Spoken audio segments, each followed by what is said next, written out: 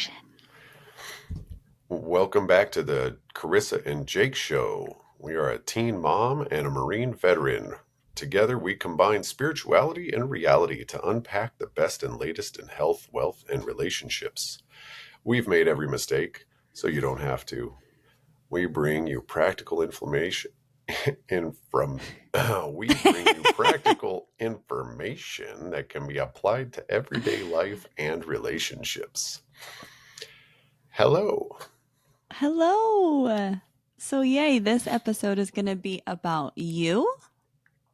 Our The listeners listener. have heard from me. So now I'm going to be interviewing Jake today. So we can get to know him like you guys got to know me last time. So first and foremost, I want to give an introduction to my amazing fiance. I don't think the world knows. I actually don't even think Jake knows how amazing he is. And I'm about to make him really uncomfortable because he doesn't like it when I do this, but he deserves it because, honey, you are truly amazing. You are so amazing. I don't know who Thank you you. were before I met you. I don't know. I've heard stories. I don't know that man. All I know is the sober man, the recovered man, the loving man, the forgiving man that you are today. And I love you. And I'm really excited to be doing this podcast with you. Well, thank you very much. You're welcome. Um, So tell our listeners, tell us about you. How did you get sober? How did you get to be where you are today? okay. Yes. Well, my name's Jake, and I am a Taurus. I was about to say, hi, Jake. Yeah. The I do like to use humor. Sometimes I use humor as a way to deflect. So just so everybody knows, you can call me out on that one I was as going to say, I'll often call as you you out when want. you do that. Don't worry. Chris and I are in a really great situation where we both challenge each other in a very powerful way, and so you may hear us kind of challenge each other. That may feel a little confrontational to some of you. I know it was for me when I first learned about it. I was like, "Oh my God, you say that out loud," and it actually is refreshing after a while.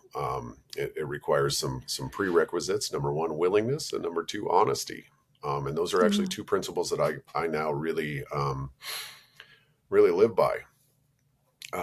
So first and foremost, I do have quite an interesting story. It was normal to me, but apparently it's not that normal.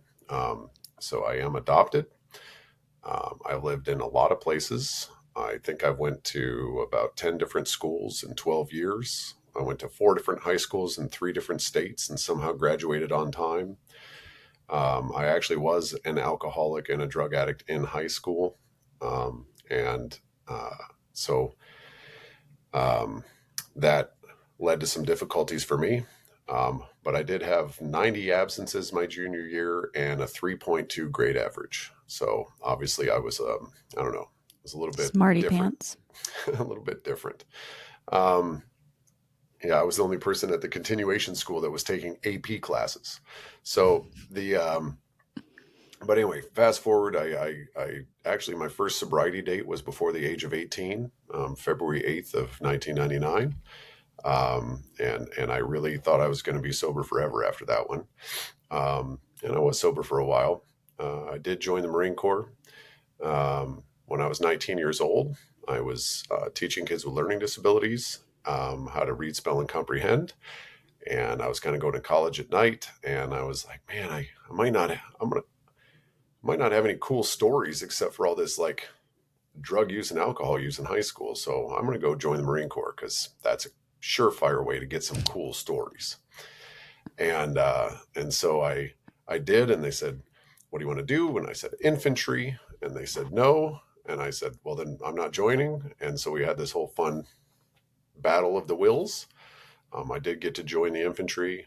I had a great job. I got to blow up absolutely everything. No, I was not EOD or explosives. My job was an anti-tank assaultman and a demolitionist. I was in the Marine Corps when 9/11 happened. I was already in, And so we pretty much knew we were going to war, and we did go to war. I was in Iraq in 2003. I was part of the, I don't know, people call it the push, I guess. But for us, it was just what we did. It was, the invasion or whatever you want to call it. 4 days into the war, we had an amazing, a really remarkable battle. There's actually a YouTube video about it called Combat Vet Finds CrossFit. It's a pretty good video if you want to go check it out to hear more about that story. So that way I don't get too diverted And your book. here. Where's your book? Oh, yeah. And there's a few books I wish about I it. had it. Yeah, in there's a here few to books show. about it. But the battle was called Nazaria. I was missing in action along with some other people. And it was a really strange day, specifically for our unit. Wow. But I came back and got out of the Marine Corps, went the end of my service, and I kind of had a good drinking problem by the end of the Marine Corps. I actually, before we went to Iraq, I took my own sobriety away because I didn't want to go to war without enjoying a beer. Now, I had been drunk off beer before, but I didn't want to go to war without enjoying a beer. So I sat down at a brilliant place. It was a laundromat / bar outside base. It was a brilliant business model. And I sat down and enjoyed 2 Coors Lights. Bud Lights. But anyway, I ended up drinking. Ended up drinking regularly. Drinking became part of my identity. I was pretty fun at parties. I would drink a lot. I drank through college. I drank a lot through just everything else. And I don't really. I was pretty much a functioning alcoholic because I was always employed, but the way that I drank wasn't always functioning. I would usually drink to black out. I would usually drink because I wanted to take it all the way, right? Like if this is fun, then more is funner, right? Like if this is good, then more is better. And unfortunately, that kind of became my identity. It became my identity in my family. It became my identity in my friends. And then I wore it proudly, right? Like, because I didn't know any better. And had many relationships, and many failed relationships. And to a lot of those people, I wish I could, go back and say sorry to each one of them in my own way. So I will say that if I ever hurt you, I really am sorry. But the final thing came with in December 11th, 2021. December 11th, 2021, I went to rehab. And it was terrible. It was a terrible time for me. I was married at the time, and she was surviving our relationship. I was not the type of husband that I wish that I know I am. I'm not. I was not the type of husband that probably she deserved. And we had a relationship that had a lot of alcohol in it, a lot of alcohol in it. And, even my daughter at 8 years old on my 40th birthday, after I ruined another evening, she says to me the next day, "Dad, I don't think you know who you are when you're not drunk." And that was a really hard truth. My daughter obviously was a conduit for some guardian angel at that moment, because at 8 years old, that's a pretty profound statement. It's powerful. Yeah. It's powerful. So that actually kind of got me to quit drinking, but I was still in construction, and I was commuting hours every day. I was commuting a couple hours to work, working all day, and then commuting home. And I was not spending a lot of time at home.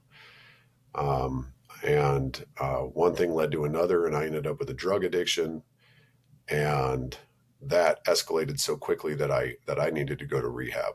I went to rehab 5 days after my daughter's birthday. So that was a real low point for me. Her birthday was a real low point for me and kind of helped get me sober. And let's just say that when I got to rehab, my nose bled for 29 days. So if anybody knows what I'm talking about, then you know what I'm talking about. If you don't, then God bless you, and I hope that you never experience it. Yeah.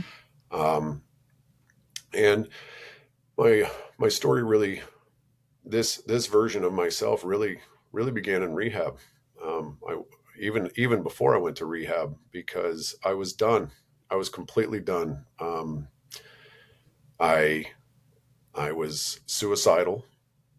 I was worried that I was going to overdose or that I was going to have a heart attack. I was done, and I wasn't even suicidal in the way that I was going to take my own life, because no, cowards take their own life. But the weird twisted mind of I don't know, me, I was going to organize kind of the final showdown. I was going to put myself in a situation where the cops had to come, and then I was going to do some sort of weird, really twisted, sick, demented, I don't What, know. like cop by suicide is what that's called? Yeah, something like that. Suicide by cop? Yeah. Yeah, cop assisted suicide or something. It's Yeah. weird. I can't even believe there's a term for it. And to all the law enforcement people out there, I'm sorry. And thank God, thank God that I was laying there with a rifle in my lap, not knowing what I was going to do next. And finally, one more, just something came over me where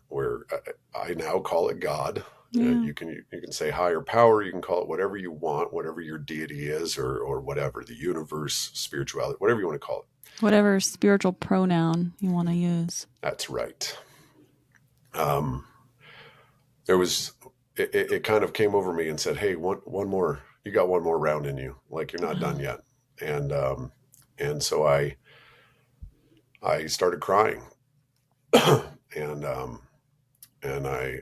laid there hugging my rifle, crying, not knowing what I was going to do next. And I called a friend who said, "Yeah, you should go to rehab."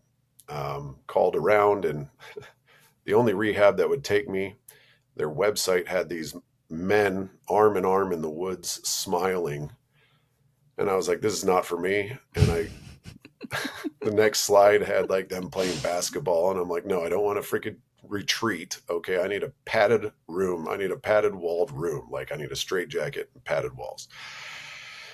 And so I called, and 3 different numbers I called, and they all sent me to the same rehab, this beautiful place in the woods, this men's retreat. And I'm like, you got to be kidding me. Every one of them. So I finally surrendered and was like, whatever, looks like I'm going. They said, well, we can't pick you up for 3 days. I said, fine. They said, okay. Well, they called me back. Okay, we can pick you up tomorrow. I said, good, I'll see you tomorrow. And they were like, what are you going to do until then? I go, I'm laying right here waiting for you. And they said, okay, we'll come and get you now if you want. And I said, sounds good to me. I'm done.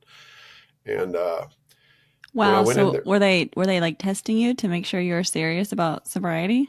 I don't know. It was strange, Huh. but they first said 3 days, and I was like, okay. And I was done. Um, Yeah. Yeah. and I had a lot of money. I had a lot of money at that time. I had a job, good career with a lot of money in the future. I had a wife. I had just purchased a house, and I was absolutely empty inside. Mm. And my wife was terrified of me. Mm. And I realized that for everybody new to this podcast or anything, my Carissa and I are engaged, and we're going to be married. And so when I'm saying this, I'm speaking back then. It is my ex. It is, I'm fully divorced and everything. But Chris and I have talked a lot about this, about opening up on a public forum about this. But she was terrified of me, and rightfully so. Even though I And never I want to say really quick, babe, I've never, ever in our entire relationship been afraid of Jake. Not yeah, ever. So that man that he is referring to, I have never met. I don't know that man.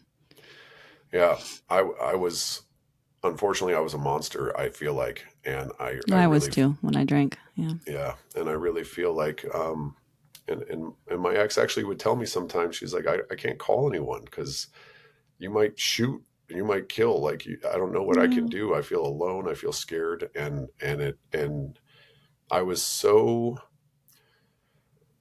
uh, honestly emotionally immature. I did not have what I now know as emotional granularity.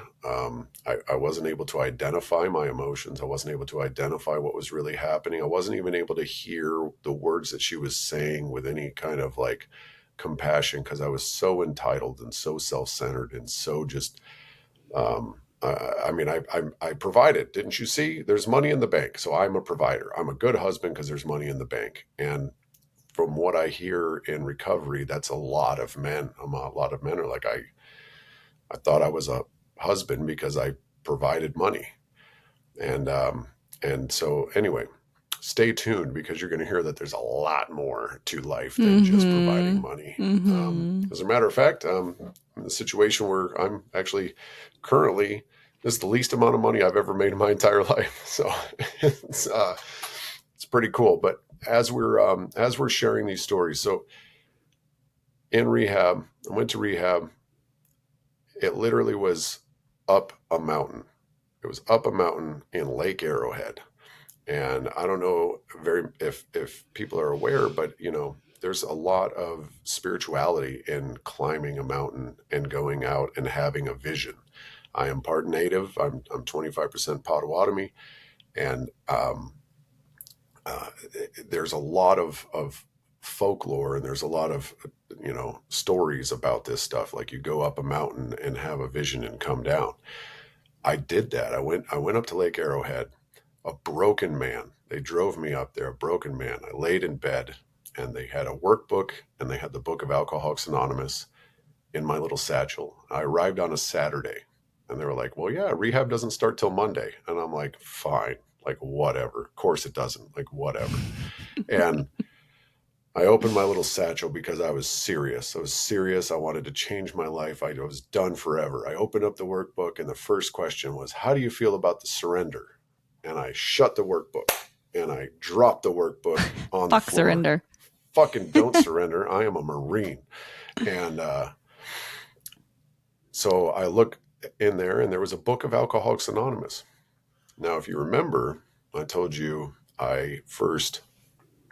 um, my first sobriety date was February 8th of 1999. I was 17 years old, and I had already been in Alateen, and I had already done these other things. And so um, I went into some AA meetings, and I just couldn't wait for the shares because boy, didn't I know everything at 17 years old. You know, I Mm. had made all the mistakes in the world at 17 years old.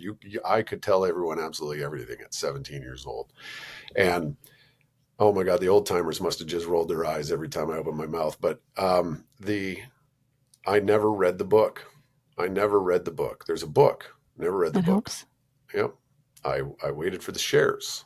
And then that's where the real meeting was. That's where real Alcoholics Anonymous was. I knew nothing. And so, anyways, I'm at rehab, 40-year-old man, in a really messed up relationship, in a messed up situation, in a self-induced and self-imposed crisis. And and I saw that book and was like, yeah, I already know what's in there, even though I had never read it. And so I turned on the television, and this is very important. I feel like it's very important. I turned on the television, and it was the menu. It was the Netflix, Amazon, and everything. And I stopped, and I heard this voice. You didn't go to rehab to watch Netflix.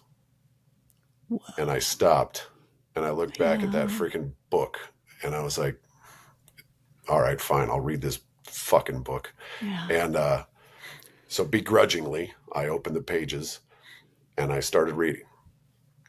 And first little bit, yeah, a little bit of Bill's story I heard, and I was like, yeah, that's pretty good. Okay. And I kept reading, and I started to go, there was a pen in there, probably for the workbook, but I started to underline the parts that I felt. I felt those parts. I didn't just read those parts, but they were my story. Somebody else wrote in 1930s. And I'm like, wow, this is weird. And I kept reading and I kept reading, and I read about the feelings that I had not been able to put into words. And I remember trying to read the words through the veil of tears, right? Through that, like you have water in your goggles in the pool, Mm-hmm. Mm-hmm. and oh my God, I cried and I cried and I cried and I cried and I cried. And it was the beginning of the death of that version of me. And it was the beginning of a new identity for me. And the new identity was anything but that. That was my new identity. I was like, anything but that. Whatever that was, I'm just going to see, I'm just going to go the other way. So in the military, if you are lost, they tell you this, if you're orienteering, right? That means like, using a map and a compass, and you're out there doing land navigation, and you're going around, they tell you if at any point you find yourself lost, first they say a joke. They say, sit down and somebody will be along to find you. They say, sit down and drink water and someone will probably find you eventually. They said, but if you're really lost, whatever azimuth, okay, so that means a heading, whatever heading you were on that got you that lost, just do a 180 and follow that heading back out. And so that came through for me in my recovery. I said, okay, I just want to do anything but that. So what do I want to do? Oh, I want to do this. Okay, anything but that. And so Ah.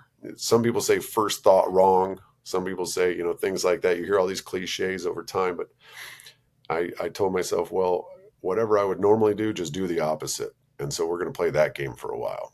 And that game, that worked. That worked for a while. I was able to get sober. I was able to, I at about 7 days in rehab, I knew everything and was ready to go. And I've been there. they told me, yeah, probably not. And my family actually hopped on the phone and was like, yeah, probably not yet. It's only been a week. You sure? And and so I stayed in for a while longer. At 21 days, I actually left. There was a blizzard that happened, and they lost power and they stopped doing rehab. And they said, and they just had us playing games. And there was a whole bunch of game playing already going on. And I kind of was losing my patience because I was Yeah, also in the middle sure. of like my ex-wife had actually left, and she said, we're getting a divorce, and she had left, and there was no communication whatsoever. And so I wanted to get home because I wanted to fix everything. Right.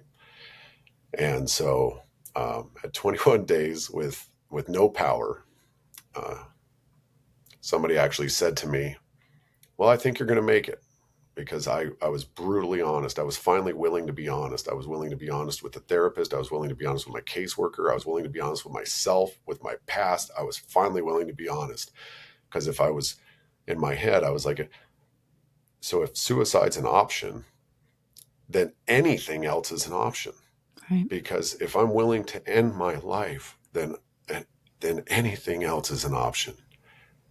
So that was the basis, the foundation for my willingness to look at my life differently and start to possibly be honest and take some accountability. And so I got down the mountain, 21 days, no power. The actual truck that we ended up taking down the hill had no gas in it, and every gas station was shut down. And so we Oh coasted boy. down the hill on fumes. And then I took an Uber, and I went right to a friend's house, a friend that ended up being my sponsor. And I went straight to his house, and we started putting pen to paper and started reevaluating my life. Then he took me to a meeting, and the meeting shared a wall with my former CrossFit affiliate that I used to own.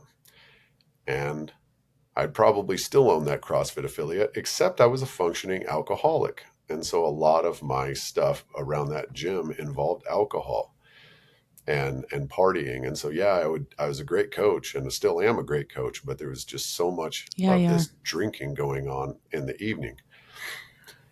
And I mean, I had times where I'm sad to say I had times where I actually coached with, like, while I was so hungover, I had to lay down in the back. I mean, I don't even know that you can call that coaching. It's just ridiculous. And so I really got as much mileage as I could out of this whole, like, oh, he's a veteran and things like that. But there was something deeper going on. There was something way deeper going on. There always is. Yeah. And so just so we're clear, the veteran stuff, there is a YouTube video about it, but just to give you guys the cliff notes, I experienced really bad combat. I had friendly fire from Air Force A-10s, friendly fire from artillery, friendly fire from mortars. I'm sure of it. And then we also had, we were completely surrounded by Iraqis, and we were completely surrounded for like an entire day. We being Charlie Company, and it was a really wild, crazy, the worst of combat day that you could experience. And so I got a lot of mileage out of that when I got out. Kind of put it in a feather in my cap, and kind of used it as an excuse to act and be however I wanted. And I now see it as, hey, that was a really remarkable thing that you did and that you were involved in. And so what else are you going to do with your life? Like, that was great. And that happened in 2003. And okay. And now there's more to do, right? There's your family, there's your community. Like, what else are you going to do? So, so when I got sober, and I started putting everything down on paper, I started to notice how much fear that there was in my life, and how much fear was driving the bus in a lot of my decision making, and how I didn't know it at the time, but now I'm like, oh my God, I was a scared little boy inside, and I was afraid that everyone was going to find out. So why was I quick to throw fists? Well, my feelings got hurt as a kid. So why was I quick to throw fists as a kid? Because my feelings got hurt. If you hurt my feelings, I'm going to hurt your face,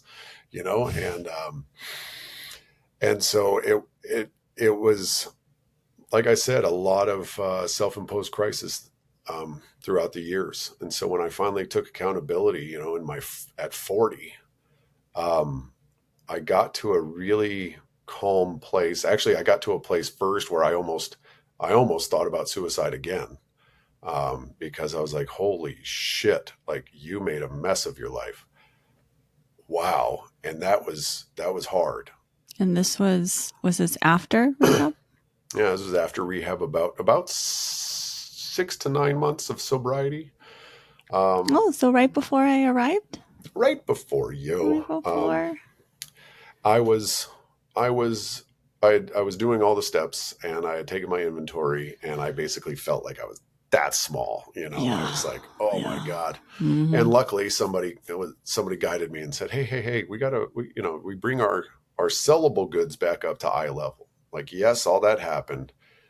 So then we take all that inventory, that dead inventory, and we wholesale it. We get it out of here, clearance sale, fire sale, whatever. We get it out of here. But then we got to remember all the good parts of you that are worth something, and that you might have a message to share. And honestly, that's one of the things that is driving this podcast, is that I think, it says that we have a story that might save the life of another human being. And yes. So if this can save the life of another human being, then by all means, I'm willing to risk my vulnerability, my innocence, or or my secrets, my truths, to help save the life of somebody else.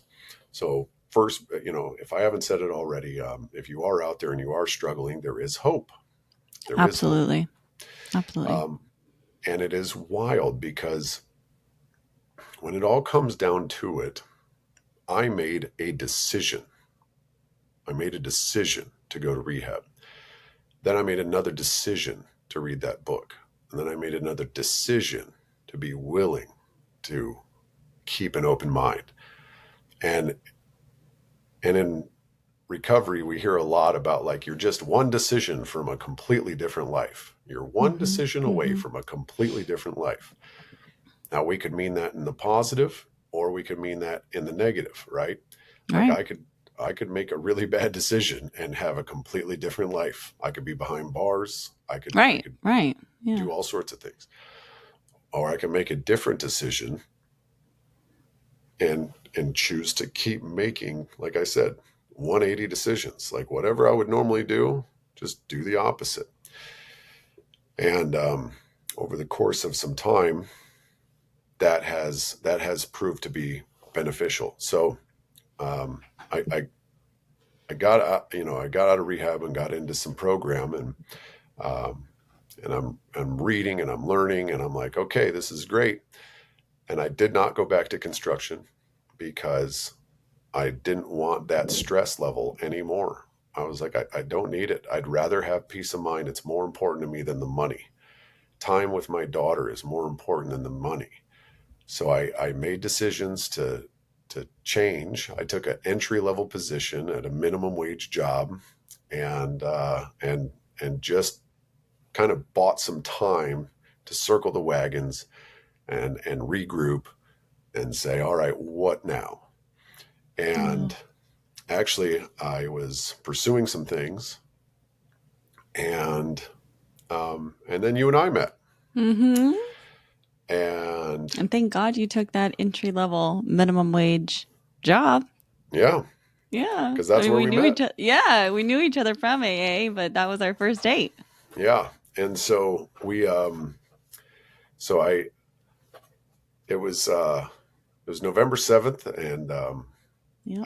I had seen Carissa actually speak. And when I saw her speak about her past and her history, it's obviously nothing related to mine, but there was something so familiar about the way that she processed information and the way that she spoke about her life that I really felt connected. I was like, wow, there's something there. And after she spoke, I saw a whole line of guys line up to try to give her a hug. And I was like, I'm not going to be one of those tool bags. And so I waited. And then afterwards, I just went up and shook her hand. And I said, We have there's a lot something of very familiar. similarities. There's something very familiar. Yeah. Oh, similarities? Is that what I said? Yeah, I think it was you and I have Yeah, a lot of similarities that's right. in our story. Something like that. And Yeah. I did kind of think you're hitting on me. I'm like, oh, do we now? Okay. Yeah. Well, at least I wasn't one of those guys that was going, oh, I'll be your sixth tattoo that you can have Yeah. named on, or Yeah. sixth name you could have tattooed. Anyway, so Fourth. Yeah. fourth. So we didn't hang out, but you came in to get something done with your car, and I had just decided that I was going to start dating again, and so I went on a couple dates, and then I went And out to lunch how long had you had sober at this time?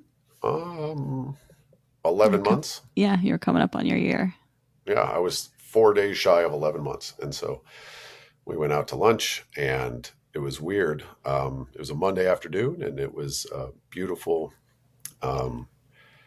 It was like It was misty. Drizzling. Yeah. It was misty and drizzling, kind of. Not Yep. really. It was kind of cold enough to have a jacket, which you didn't have. Right. And we went to lunch, and the first place was closed. Second place was closed. So the third place we went had a little person strumming their guitar and singing quietly. Yeah, And like live music on a Monday at lunch while it's drizzling. It was like wild. uber romantic. It was Yeah, like the world stopped for us. Yeah, I think we had the place to ourselves. And, Yeah. and We were there for 3 hours. Sorry, yeah, Keith. Yeah, my boss was totally understanding, and so yeah, about had a lunch of about 2 hours or 3 hours or so, and we connected, and it was wild. It was It was crazy. my world changed. My Hmm. and so luckily you messaged me back and said, "What the hell just happened?" And No, no, I didn't message you back. I messaged you. I was the first one. right, About 3 hours later, because you were playing it cool. Well, I was not. oh yeah, I was and like, what the fuck just happened? What just happened? Like, I knew my life was altered forever. I knew. I didn't know how. Wasn't even like I knew for sure I was going to date you or marry you. I just had that feeling of like, holy fuck, something huge just happened. that's right. And And here then we are. here we are. And And so here we are. it was a it was great. It was amazing. You were very open. You were very open in about your use of plant medicine. To which I was like, well, then we can't date because Yeah. this lady's not sober, um, and that was my truth. That was what I Because you knew felt. everything. Yeah. I knew everything, and Yeah. I wasn't just sober. I was going to be sober better than everyone else, Yeah. right? Yeah. Like Get an because A plus and AA. I'm going to get an A+ in everything, and Those are high dreams. the so it was wild because we definitely had a lot of conversations. I talked to my sponsor a lot. You and I had a lot of conversations about it, and you basically kept saying, "You're like, I'm not going to convince you of anything, and I'm not trying Yeah. to. Do your Yeah. research, Yeah. and here's some research that you can check out, you Yeah. know." And so I think you and I had a few confrontations about it, um, and what Well, I was actually think I like set a, I hate the word boundary, but I think I like set a boundary where I was like, listen, I will not even entertain a conversation with you until you educate yourself. And when you can make an informed decision, then you can say no to me. Then you can say, no, I'm not interested. But that's not an informed decision. That is an AA indoctrinated decision. Right. And at that time, I knew Bill W. was, had done, Bill W. is the founder of AA. I knew that he used LSD in a therapeutic setting, during his sobriety for his depression. So I knew, and we actually, I don't do LSD. It's a little too much for me, but I knew the power of psychedelics. And so I basically was like, look, I'm not here to convince you. That is not my job. And I'm not here to convince anybody, right? You don't want to do psychedelics? Don't do psychedelics. I don't care. Just don't knock it for the people that it is for and the people that it can help, because it yeah, truly is life changing. yeah, because I was calling it drugs, and you were like, Yeah, I was listen, pissed. stop, and I was sometimes doing it to piss you off. I know. I caught you. The what was so there's a Netflix series, How to Change Your Mind, Yeah. and it's a Yeah. four-part Worth series. watching. It's out there for Hmm. absolutely anybody to watch. And so I did watch it. And there's episode 3 talks about for first responders, for specifically police officers and Yeah. firemen, and then also And for vet. Yeah. military. Combat vets. And so I was like, well, that's interesting, and it kind of talked about the benefits. But what was really interesting for me was it talked about closing the loop. It talked about closing the thought loop.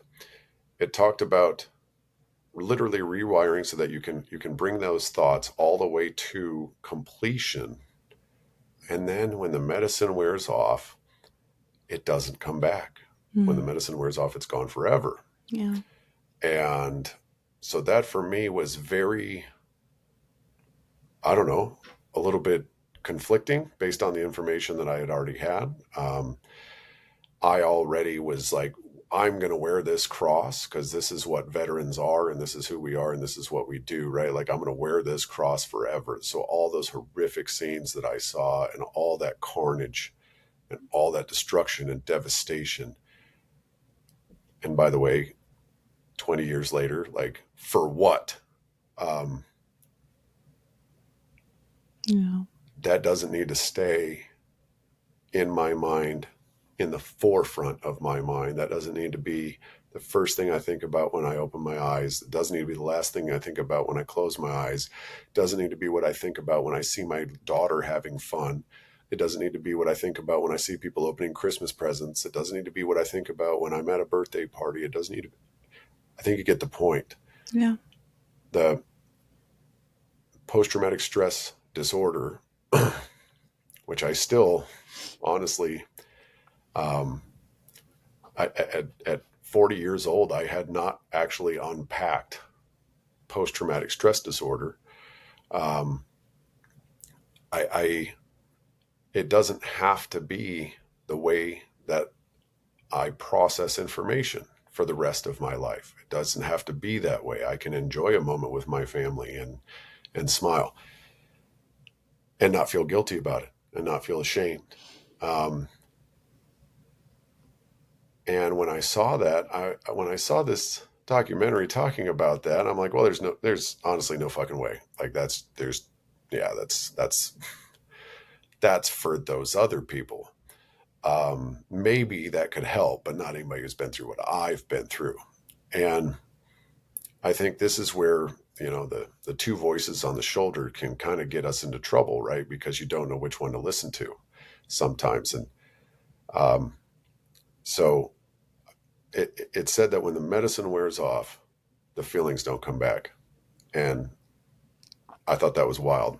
And it also says it's 98% effective that somebody who has a single session will no longer have markers for PTSD. And that is wild. And I'll Can you repeat that repeat again. that? Yeah, Can you I'll repeat say, that? yeah, Just so 90. that can really sink in for our listeners here. Yeah. Well, first of all, prove me wrong, right? And 98% of people who have an experience don't have markers for PTSD after that experience. And that is Wow. Johns Hopkins. So 98% of people with PTSD do one session of therapeutic MDMA and no longer meet the criteria for PTSD. Yes, right. No longer have the Wow. markers. So Wow. they're saying that it's equivalent to 600 hours of therapy. Now, just Yeah. so we're clear, I've done the veteran freaking psychiatry appointments. I did them for a long time. They're 1 hour a week. If you're lucky, you get seen weekly. Yeah. So how many years before you get to 600 if there's 52 Before you weeks get in a year, relief. Yeah. Yeah. right? And how many meds are you on in that time? Mm-hmm. Mm-hmm. So how many relationships? Your kids are already gone, right? Because that's 30 years. So um, I watched that documentary. That wasn't enough.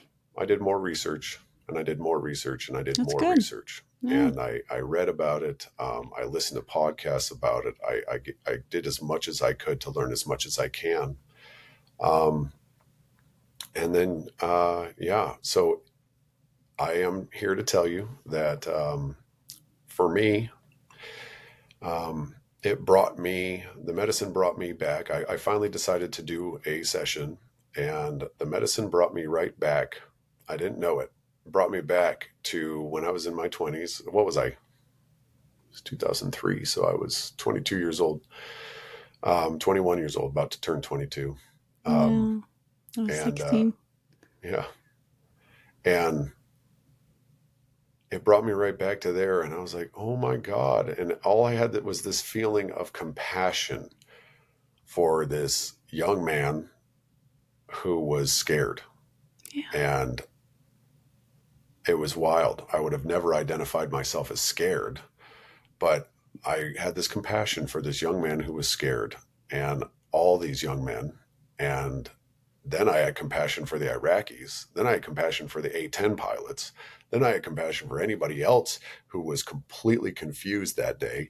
I had compassion for these officers that I freaking did not like for a long time. It was wild. I had compassion for everyone. And I was like, and then I had compassion for myself and for the lives I took Yeah. and for the people who were trying to kill me. And I still don't know that I have that much compassion for the politicians that sent us over there. I don't know that I I have get that that. much I compassion for get that. that. But I will say that, you know, just, yeah, I'm not going to, that's a tangent. I'm not going to get off on it. But anyway, what ended up happening for me was profound in that the medicine wore off, and I was like, a load had been lifted off of my shoulders. A load had been lifted off of my chest.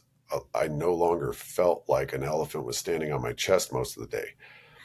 I felt a level through my neck and through my shoulders, kind of downshift. Like, like, Like a yeah. And so they talk about hypervigilance. I felt my hypervigilance downshift. I felt my hypertension downshift. It was all this stuff where I'm like, what is going on? And things just kind of smoothed out a little bit. It was so pleasant. And I'm talking about the days and weeks after. I'm not talking about being on the under the influence of the medicine. That yeah, that's going to be nice almost no matter what. What I'm talking about is the profound change afterward.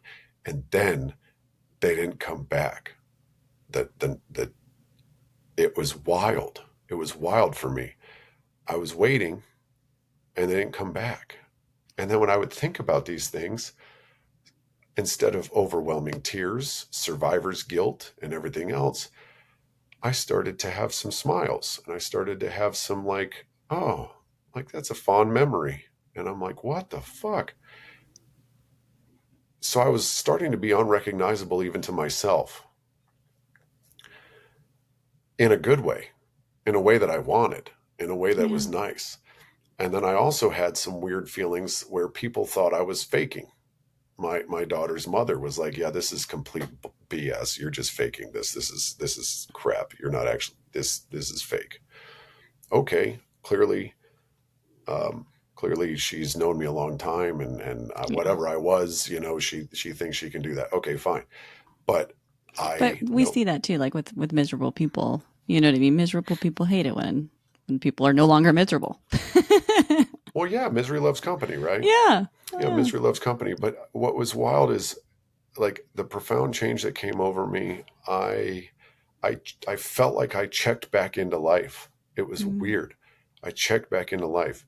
When I was when I was still out there running and gunning, I tried to coach my kids team, and I did a pretty crappy job. I mean, did a good job according to all the parents, according to everybody else. Everybody loved it.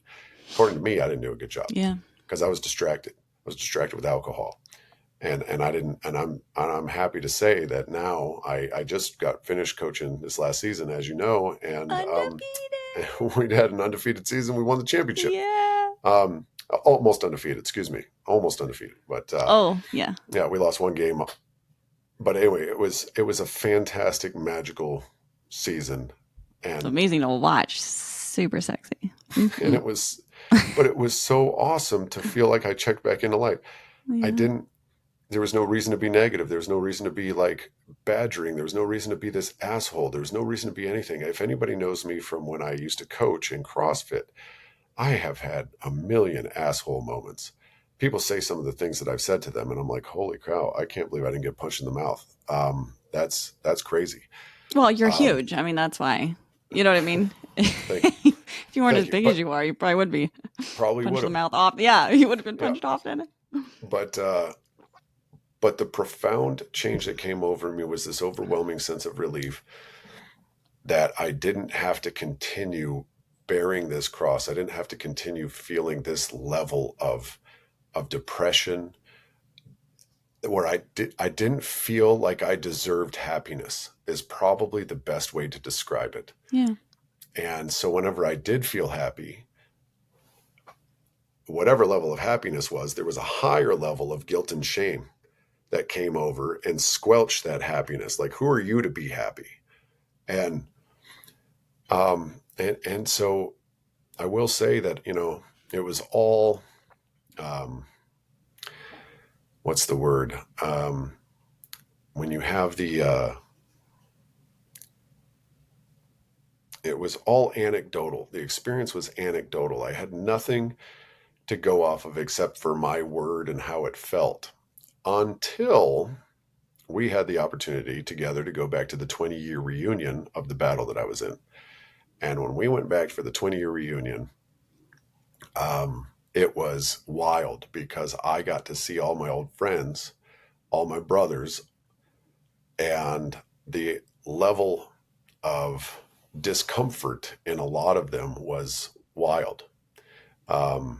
The level of discomfort, the level of alcohol abuse, Anxiety, anxiety, yeah, um, just, depression, yeah. And anger. You could you see could it. see the pain in the eyes, anger. That's right. Anger. Anger. Yeah. If I had to sum up my identity before, it would be anger. My anger was my identity. And when I got sober and started down this path, I was faced with the idea that I might have to move away from the identity of anger. And that terrified me because Yeah. all I was anger. Yeah. I Yep. used it for everything. It was my Mm-hmm. knee-jerk reaction. I'd argue with every professional that it is not a secondary emotion, it is a primary emotion. And um, I, I didn't know who I was without anger. And so the idea of embodying and becoming something other than anger was scary for me. But then uh, I had already curated my Instagram, and I had already curated my social media, and I had already put a bunch of positivity in there that we'll talk about in another episode. Yeah. When you Um, say curated, do you mean for the better? for the better. So I went through my Instagram, and anything that was bringing me pain, anything that was getting me riled up, anything that was, all this like stuff, politics, whatever. I was getting riled up, and I was literally feeding it to myself, right? Like Mm-hmm. it's like watching the news and then wondering why you think the world is over, the world is Right. ending, right? Like turn off the news.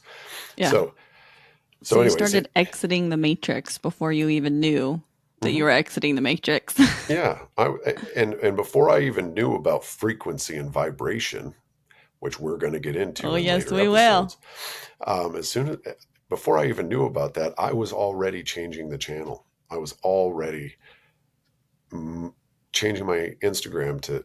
I was like, I watched that documentary. Um, by the way, keep a pen and paper handy because we drop movies and books all the time. But I Yeah, was and you can watching also the. refer to the show notes. That's right. Uh, the movie A Social Dilemma. Social Dilemma. And I was like, oh, there's an algorithm that'll like show you more of what you're looking for.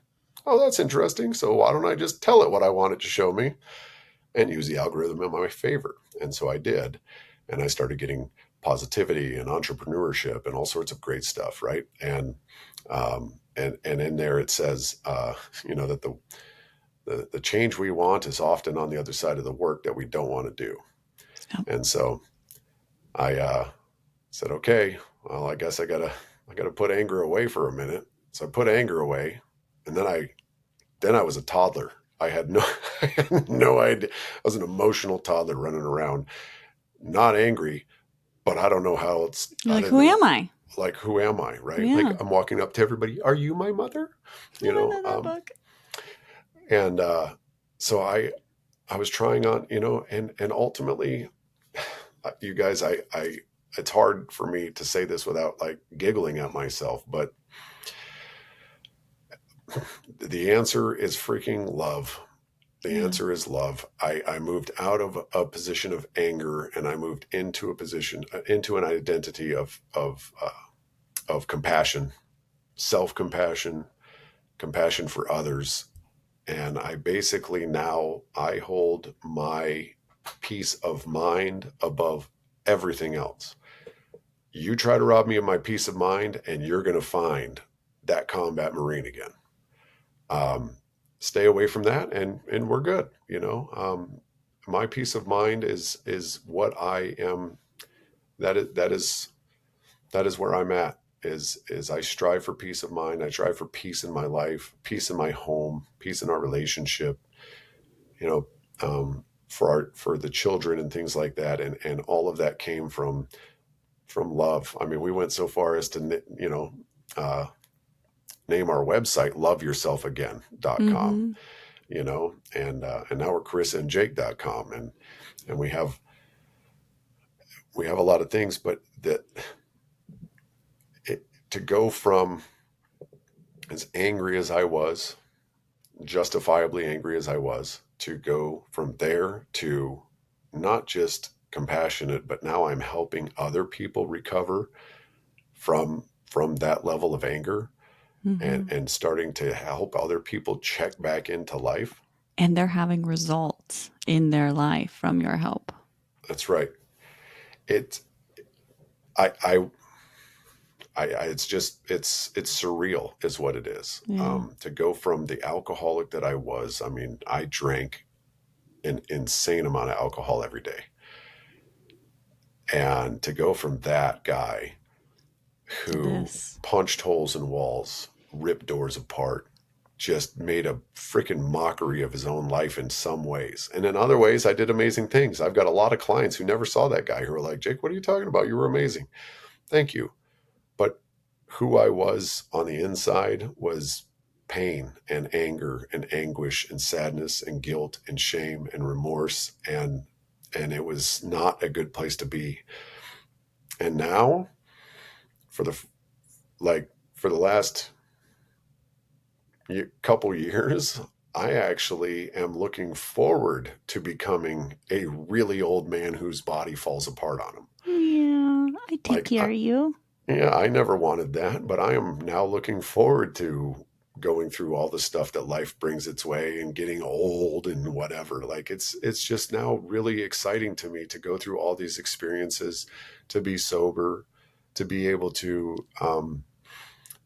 be present in the lives of the people that I love, and it's just amazing. So this gift is not something that everyone in my life understands, and that's And they won't. unfortunate. Yeah. And that's unfortunate, but I love them, and I know they love me, and I know Yeah. that some people, especially based on my past, could be scared, True. but I'm not running around, doing all kinds of mind altering things every day. Like this is not something that is like, uh, this is not plant medicine is not something To that take is, lightly. yeah, this is not something to take lightly. Yeah. I take my sobriety very seriously. For some people who are dealing with very complex traumas, um, there may need to be some allowances, right? Yeah. For some different ideas. I now do breath work. Breath work? Are you kidding me? I used to mock that trash. Okay, I breath work is amazing. Yeah. And And actually, why don't we plug our friend Joey? you want to plug it? Yeah. We Yeah, we weren't expecting this, but yeah, absolutely. He's incredible. yeah. We do a breath work from somebody who's Wim Hof trained, and it's what's his website? So it's Uh, joeyhaus.com. So it's yeah. JoeyHauss Hmm. dot com. Are you looking it up real quick, Ken? No, that's perfect. But it's a Because I'm membership, I'm and pretty sure I'm pretty sure that's it. If not, type it into Google and it'll pop up. yeah, and he does. It's a membership, so you can do breath work from your home, your office, or Yeah, wherever. and And it's it's a $30 membership and you get it twice a week. It's in crazy. Yeah, yeah, yeah. So Joey Haas, HAUSS.com. We'll add that to the show notes too. yeah, and He's he's incredible. He and his wife are amazing. yes. Uh, breath work has just absolutely changed my life. Meditations now change my life. I'm now Sound actually baths. sound baths. Yeah. I'm now involved in my mental health in a way that I've never been before. Um,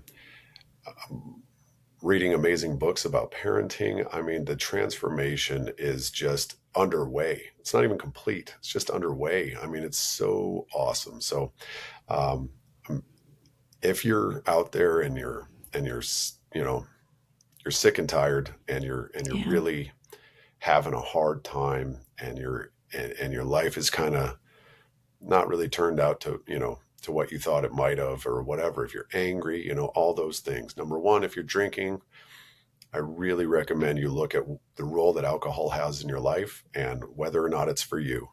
What Yeah, and who you listen, can become without it. yeah, who you can become without it. You want to listen to a great episode? Listen to Andrew Huberman's Mm. "Alcohol and the Effects on the Mind," and you'll learn that pretty much alcohol at any level is not therapeutic. No. So, and you can Wow. actually, here's a little soundbite. You can actually, if all you drink is 2 glasses of wine on Tuesday evening, and that's it, you don't drink the rest of the week. But if you do it every Tuesday, that's considered habitual drinking. So just throwing that out there. Um, this, I'm not sure if I've really given you any insight here, but this has been my Yes. story. You definitely have, honey. This has been my story. This has been part of my story. Obviously, there's way more. I was adopted and so blah, blah, blah. There's a Oh, lot we to got this story, but tons. we're going So, to, what is one thing that you can tell our listeners today that if they are miserable, if they are sick and tired of being sick and tired, if they are sober curious or plant medicine curious, what is something that they can do for themselves today? it's a great question. Yeah, put you on the spot. Well, Go. number one, it's okay. So something that I hear often is uh, anybody who doesn't have a drinking problem never tries to limit the amount of drinks that they're drinking. So if anybody, only people who have an alcohol problem try to slow down or take a break from alcohol. So if Try to you're in that, control it. try to Yeah. control it. Yeah. So if you're in that kind of area, you just so you know, you're kind of you're probably already there. Well, and I But love, and I think I've everyone's at told their own. you. Go Oh, ahead. go ahead, hon. Okay, so everyone's at their own spot. So I'm not judging in any way. If you get there, you get there. I'm actually grateful that mine took such a downward spiral and crashed and burned, whatever you want to say, because it actually left me so devastated that I was willing to change. Um, The and gift so of desperation. the gift of desperation. So Yeah. I will say that that I everyone's at their own journey. So I'm not here to pass judgment on anybody. But if you are drinking and you're miserable, stop drinking. Yeah, reach out to us, go on our website, carissaandjake.com, and send us an email. You know, Yeah, we're here yeah, to help, we're here to serve. yeah. Because I too couldn't imagine my life without alcohol. I totally understand No. it. I Yeah. totally get it. Yeah. And all I drank Babe, was like, thank you so much. You're so wonderful. yeah. And then if you're curious about anything else, let's see, John there's Hopkins. John Yeah. Hopkins So, University Center for Psychedelic Research.